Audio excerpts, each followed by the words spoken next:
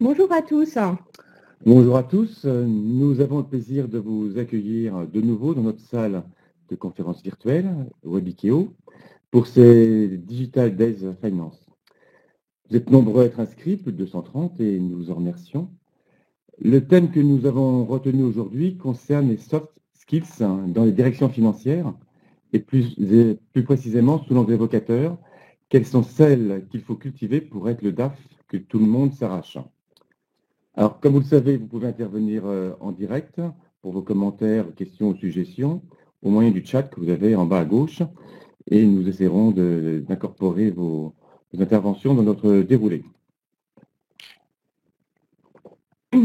Alors, nous sommes ensemble donc pour 20 minutes de présentation, puis un petit moment de questions-réponses. Donc, notre objectif, c'est d'identifier les soft skills à développer en priorité pour devenir un véritable talent financier. Donc, dans ce cadre-là, on va d'abord se présenter, Pierre et moi, ainsi que notre cabinet, puis définir ce que sont les soft skills, quels sont les enjeux actuels pour les DAF, enfin montrer qu'à l'heure actuelle, même si les hard skills doivent continuer à être développés, il est nécessaire de développer aussi d'autres qualités. Et nous verrons dans un dernier temps quels soft skills développer en priorité quand on veut être le DAF que tout le monde s'arrache. Alors, qui sommes-nous? Je me présente d'abord, Pierre Faucon, expert comptable et associé du cabinet francilien GmbH. Voilà. Céline Chicot, directrice de mission. Donc, j'ai un parcours atypique avec un parcours sciences humaines et donc je développe des missions de conseil comptable et financier transversales dans mon cabinet. Alors, notre cabinet, en deux mots, GmbH est un cabinet d'expertise comptable et de conseil et d'audit, 230 personnes, labellisé RSO Lucie. Vous avez donc les chiffres qui apparaissent sur votre support. Nous sommes basés en Île-de-France, à Paris, à Orsay, et nous sommes adossés à deux réseaux de cabinets, un réseau français Walter France et un réseau international Alignal Global International. Nous nous positionnons en accompagnateur global et transversal du chef d'entreprise et dans nos missions de conseil, telles que le diagnostic 360 degrés, la production d'outils d'aide à la décision ou encore la revue de process. Bref, vous l'avez compris, nous sommes auprès du chef d'entreprise et nous voulons être utiles, proches et engagés avec lui. Alors, nous mobilisons pour cela des compétences polyvalentes au sein de nos équipes, comme vous le voyez apparaître sur l'écran, et ce, dans les différents secteurs de la vie économique sur lesquels nous intervenons, et principalement sur l'innovation et le secteur non marchand, culturel et autres, économie sociale et solidaire. Alors, nous allons passer maintenant au cœur du sujet. Donc, quels soft skills cultiver pour être le DAF que tout le monde s'arrache? Alors aujourd'hui, d'après une étude de Michael Page, 7 sociétés françaises sur 10 trouvent difficile de recruter des talents financiers. Donc ce que nous allons vous présenter aujourd'hui représente les grandes tendances qui s'appliquent aussi bien aux DAF des petites, moyennes ou grandes entreprises, mais ainsi qu'aux DAF soit du secteur public, soit du secteur non marchand. Bien sûr, il existe des particularités et des adaptations différentes selon les fonctions et les types d'organisation, mais nous pensons que nous pouvons raisonner sur des tendances lourdes et nous essaierons de personnaliser à chaque fois qu'on pourra le faire, notre propos en fonction des typologies des organisations ou des secteurs auxquels les DAF appartiennent. Alors, tout d'abord, les définitions. Donc, on a une dichotomie à l'heure actuelle qu'on appelle hard skills, soft skills, qui regroupe d'anciennes oppositions qui existaient déjà, telles que le savoir-faire et le savoir-être, ou alors les compétences techniques et théoriques et les compétences davantage personnelles. Donc les hard skills, on appelle hard skills des méthodes ou techniques qui sont acquises grâce à un apprentissage. Et les soft skills, des caractéristiques davantage personnelles qui permettent à chacun d'interagir de manière efficace et harmonieuse avec d'autres personnes. Donc, ce qu'il faut surtout retenir, c'est voilà, hard skills, compétences techniques apprises, et soft skills, compétences davantage personnelles, relationnelles, qu'on peut cultiver, mais qui sont de l'ordre de caractéristiques vraiment personnelles. Alors, pourquoi est-ce qu'on vous parle de développer les soft skills pour un DAF? C'est parce qu'à l'heure actuelle, il est confronté à de nombreux enjeux.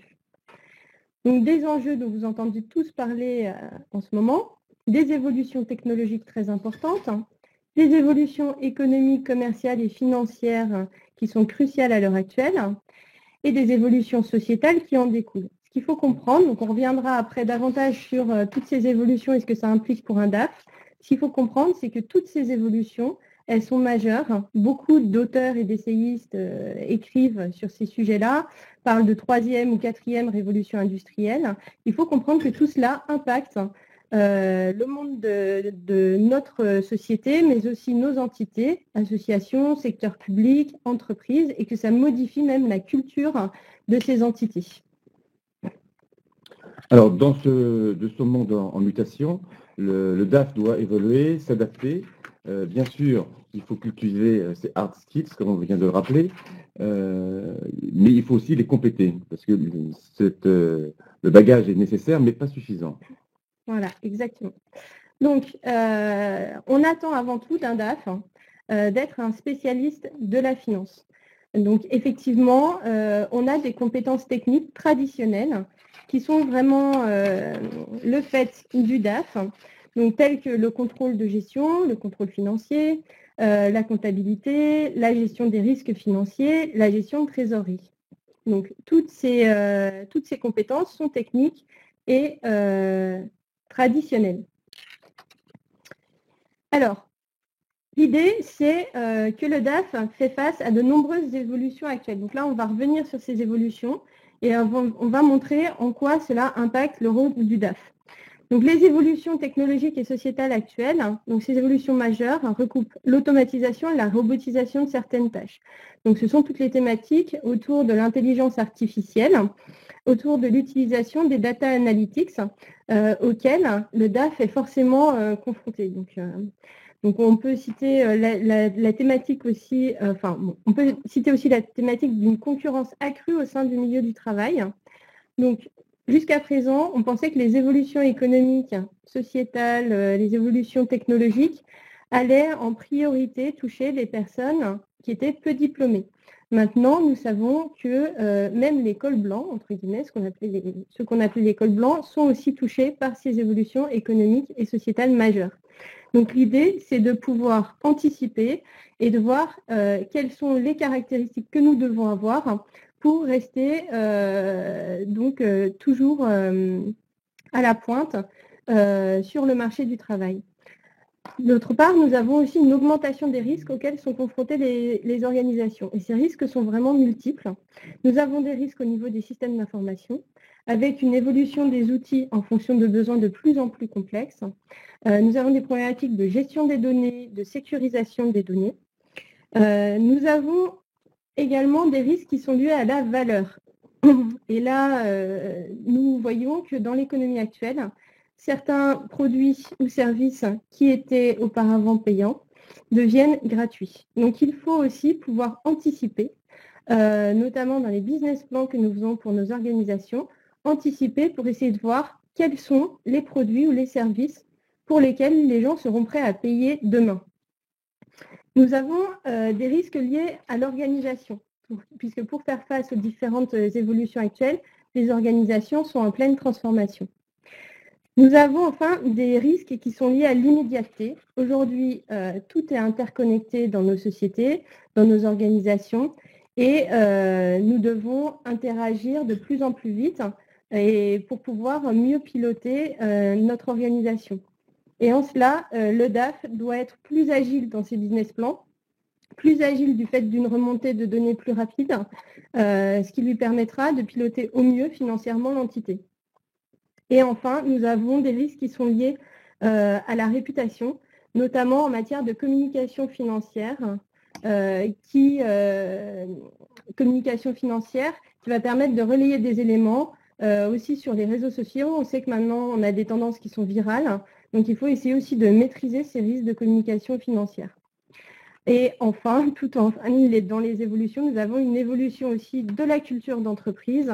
Nous avons une nouvelle culture du management, de l'agilité et de l'adaptabilité. Pour faire face à ces tendances lourdes, le DAF a un rôle de plus en plus transversal et se doit de développer des compétences de plus en plus transversales.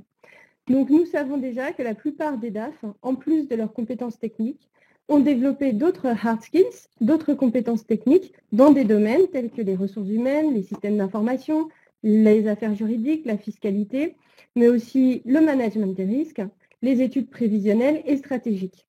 Donc en plus de ces différentes compétences, bien sûr un DAF ne va pas développer forcément toutes ses compétences dans tous ces domaines, mais bien souvent il a une spécialisation, une sous-spécialisation dans l'un de ces domaines.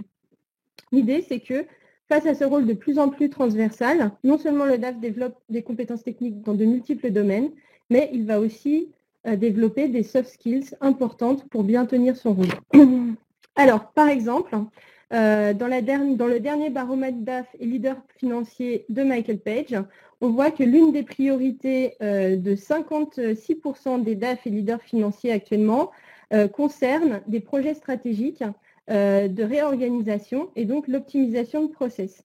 C'est la deuxième préoccupation qui vient juste après la préoccupation de l'optimisation des coûts. Donc cette optimisation de process, elle peut prendre plusieurs aspects. Donc la mise en place de centres de services partagés, mais aussi des problématiques de centralisation, décentralisation ou internalisation, externalisation de certaines fonctions. Dans les projets aussi actuels que les DAF ont dans leurs préoccupations, nous avons aussi l'implémentation de nouveaux systèmes d'information comptables et financiers. Donc on voit que dans ces projets-là,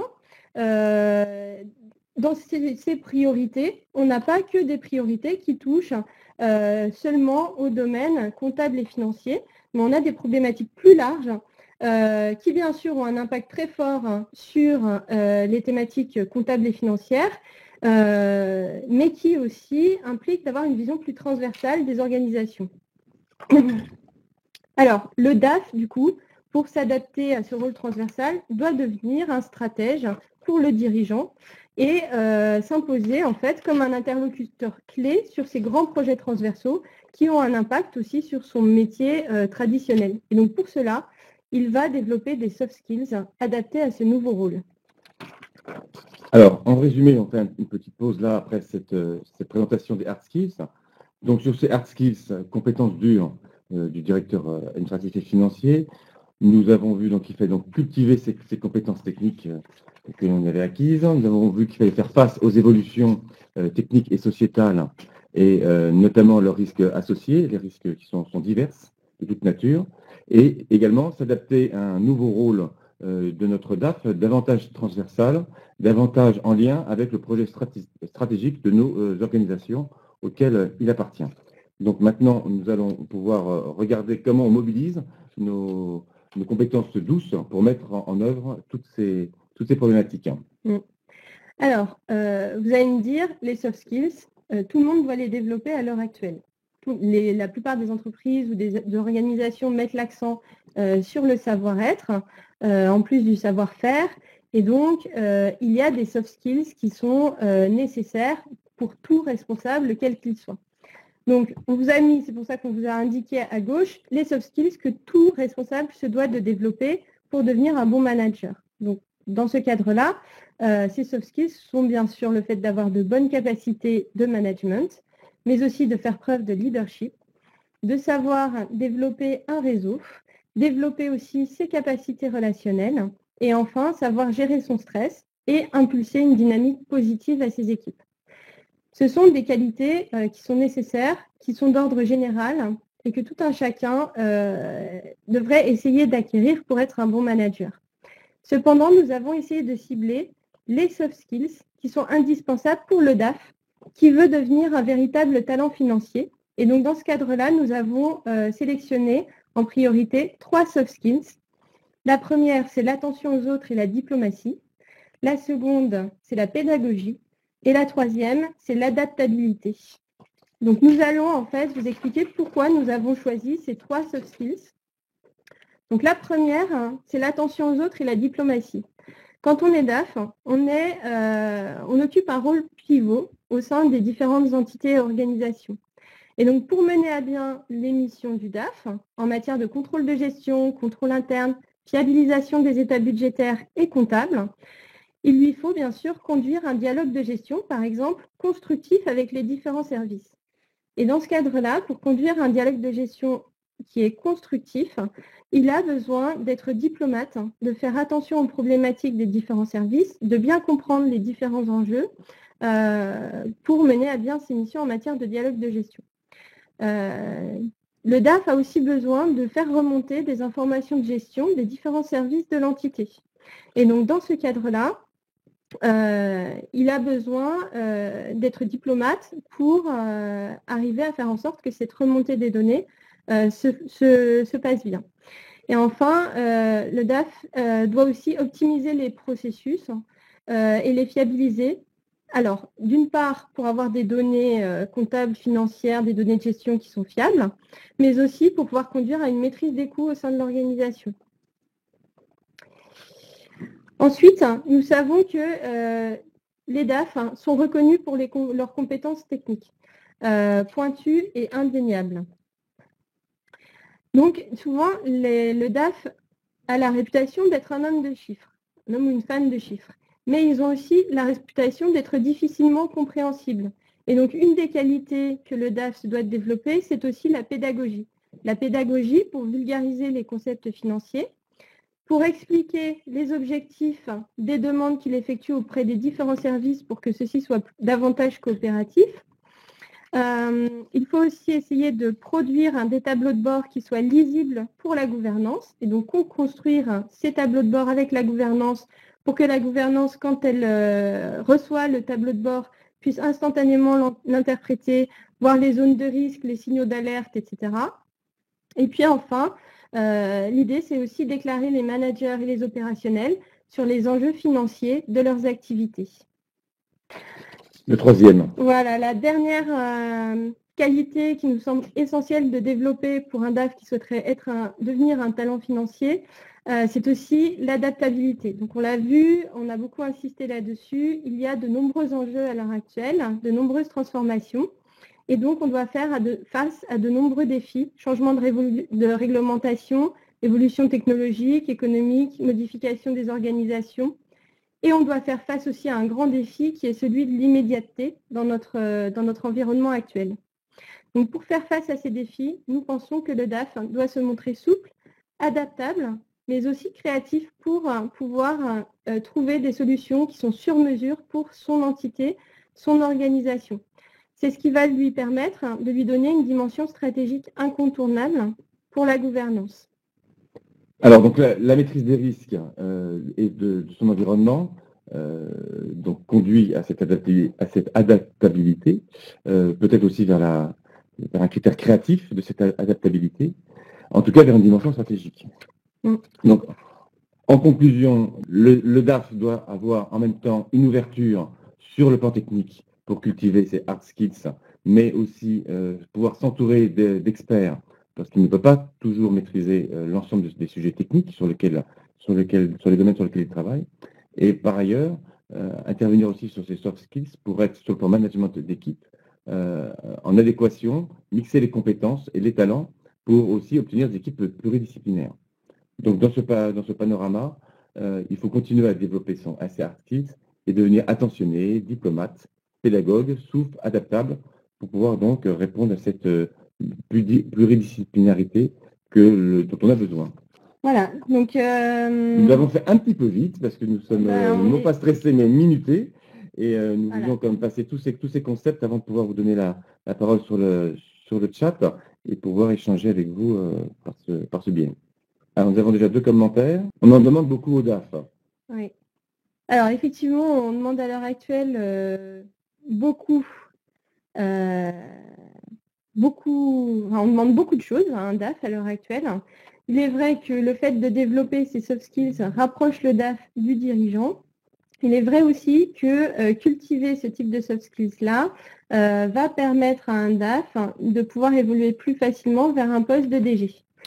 C'est ce que nous dit Yveline d'ailleurs. Oui, exactement. Et c'est ce qui ressort de l'étude de Michael Page, effectivement, où ce tremplin de positionnement entre le DAF et le dirigeant pour cultiver toute cette dimension stratégique prendre part au projet stratégique de l'entreprise est un véritable tremplin dans l'organisation. Alors, on a aussi un autre commentaire de Nicolas qui nous dit... Alors oui, effectivement, c'est la définition d'un leader. Alors c'est pour ça qu'on vous a dit à la fin, effectivement, l'idée, c'est de pouvoir avoir donc ces hard skills qu'on développe, et puis après d'être à côté quelqu'un qui sait développer aussi des qualités personnelles, qui fonctionnent bien et qui permettent de mettre en valeur ces hard skills au sein de l'entité. Donc, il est vrai qu'en faisant ça dans notre exposé, on a l'impression de dresser les contours, de dessiner les contours un petit peu d'un super-héros, donc d'un leader, d'un homme providentiel. Ce qu'il faut, je pense, comprendre, c'est que là, on a vraiment essayé de cibler déjà les soft skills à développer en fonction du métier du DAF. Ça ne veut pas dire qu'il faut mettre les autres de côté, mais on a essayé de faire le tri dans ce qui était vraiment nécessaire de développer pour un DAF. Ensuite, nous, on pense que un DAF ne pourra pas être, personne ne peut être parfait, et l'idée, c'est aussi de pouvoir savoir s'entourer. Et savoir s'entourer d'experts sur des sujets très techniques, parce qu'on ne pourra pas tout maîtriser et tout connaître, et savoir s'entourer aussi d'équipes qui vont vous permettre de jouer ce rôle-là. Alors, le parcours le plus efficient afin de développer ses compétences hard et soft. Alors, l'idée, c'est qu'effectivement, les profils qui ont le plus de valeur finalement sur le marché, ce sont des profils qui sont rares. Donc, les compétences techniques, on estime que tout DAF se doit d'avoir les compétences techniques attendues. Après, pour développer ces compétences personnelles et relationnelles, là, bon, d'une part, on peut essayer, il y a toute une littérature sur le sujet, donc de pouvoir s'intéresser déjà au sujet pour voir ce qui existe en matière de ce qu'on appelle développement personnel, etc.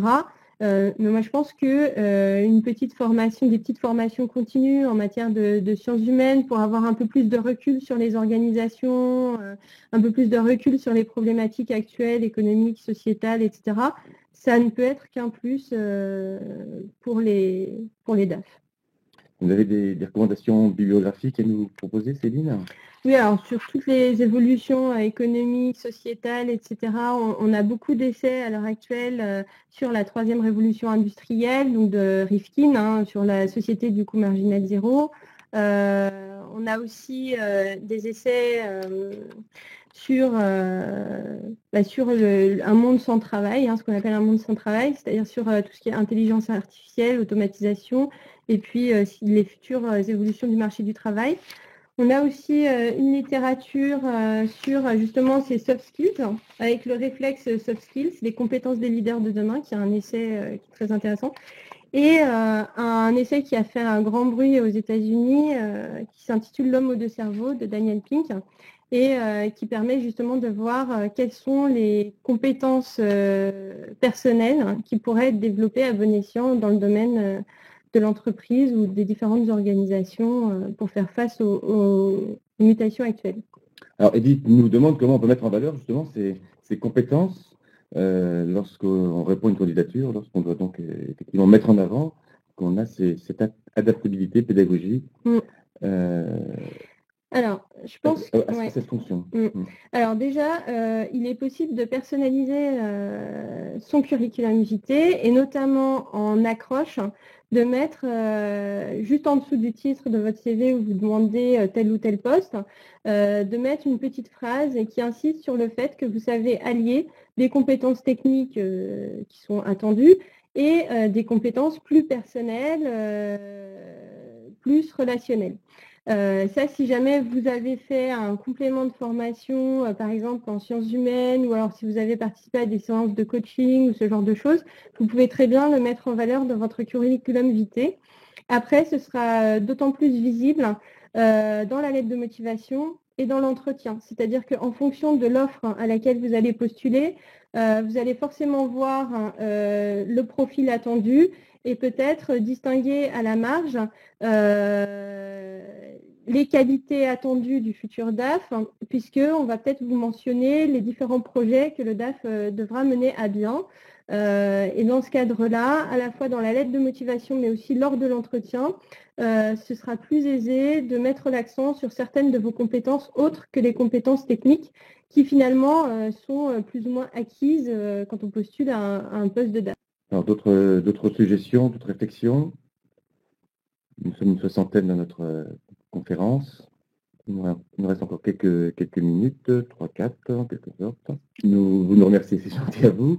Écoutez, nous espérons que Céline et moi vous avoir transmis quelques clés sur ces compétences douces à cultiver notre environnement professionnel, ces soft skills qui feront de vous peut-être le DAF que tout le monde s'arrachera. En tout cas, mettez-le bien sur votre CV, sur votre motivation. Comme à l'accoutumée, vous aurez accès dans quelques instants à notre support et vous pourrez également nous retrouver ou votre entourage en replay sur le site Webikeo. En tout cas, à très vite pour un nouveau webinaire et nous vous souhaitons un bon après-midi et un bon week-end. Merci beaucoup, merci à tous, bonne journée, bon week-end et peut-être à bientôt.